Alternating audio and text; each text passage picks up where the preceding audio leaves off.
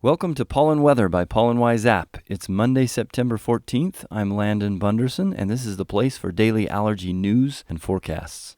The big weather story today is Tropical Storm Sally, which will make landfall early tomorrow morning in Mississippi and Alabama. The biggest risk there is the heavy rain and storm surges, so flooding. Right now, the National Weather Service is predicting 8 to 16 inches with isolated deluges of 24 inches of rain. If you're in the area, pay attention to the alerts and be prepared to act. The Southeast will experience rain from tropical wet weather region-wide as well. The Midwest is cool and the West is dry and smoky today.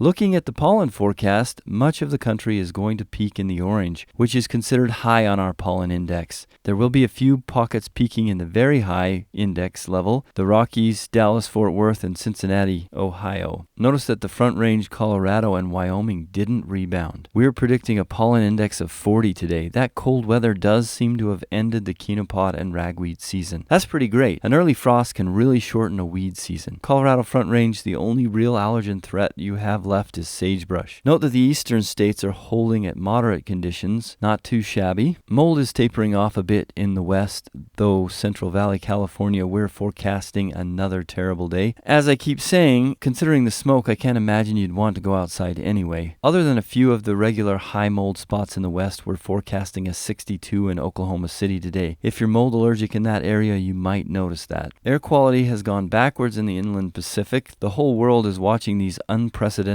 fires and smoky conditions. The smoke is blowing eastward, and you definitely need to watch your local air quality because you could be hit with that. Monday's feature is the map of how America is feeling. The map is color-coded based on the level of suffering you are logging on the Pollen Wise app. This is cumulative scores over the last 7 days. Notice that the center of the country is still logging the worst symptoms despite the tapering off of allergens there. The northern inland states surrounding Nebraska, Iowa, Kansas, and Missouri are the second worst region, according to you. The east and southeast are worse than the west and southwest. I'm guessing that the people in the western states are staying indoors more, which is why they're feeling a bit better. Thanks for listening. Remember, you can find previous episodes on the Pollen Channel on YouTube. If you're listening on YouTube, check out the Pollen Wise app, the only place for real hourly pollen and mold counts.